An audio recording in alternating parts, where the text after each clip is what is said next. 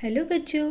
आज मैं आपको जो स्टोरी सुनाने जा रही हूँ वो इस बारे में कि कौरव और पांडव का जन्म कैसे हुआ।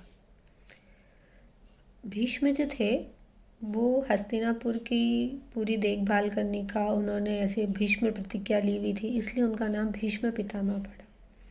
वो चाहते थे कि पांडु जो है वो राजा बने हस्तिनापुर के। अब वो बड़े हो रहे थे इसलिए वो उनकी शादी करवाना चाहते थे।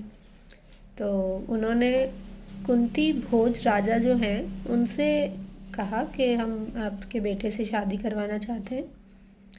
तो उन्होंने कुंती भोज के जो राजा थे, कुंती जो है वो पांडु की पत्नी बनी और गांधारी धृतराष्ट्र के साथ उनकी शादी कर दी गई। फिर जो माद्री जो थी वो मंदार देश के राजा की बेटी थी, वो पांडु से शादी करना चाहती थी, इसलिए उनको उनकी सेकंड वाइफ बना दिया गया, पांडु की सेकंड वाइफ। फिर जैसे जैसे समय बीतता गया फिर उनके बच्चे हुए। कुंती के बच्चे हुए युधिष्ठिर, भीम और अर्जुन। और माद्री ने 2 जुड़वा बच्चों को जन्म दिया, वो थे नकुल और सहदेव। तो इस तरीके से पांडु के 5 पुत्र हुए, इसलिए उन्हें पांडव कहा गया। पांडव का आपको समझ में आ गया कि पांडु कैसे हुए 5।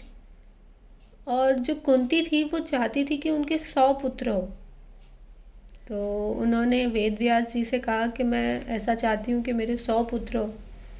तो वेद व्यास जी ने उन्हें आशीर्वाद दिया कि तुम्हारे 100 पुत्र होंगे। तो समय बीता और कुंती के 100 पुत्र हुए और एक बेटी हुई, एक पुत्री हुई। तो इस तरीके से वो कौरव कुल के थे, इसलिए वो कौरव कहलाए। आपको समझ में आ गया कि कौरव और पांडव का जन्म कैसे हुआ था। ठीक है बच्चों, बाय बाय। आगे मिलेंगे दूसरी स्टोरीज में।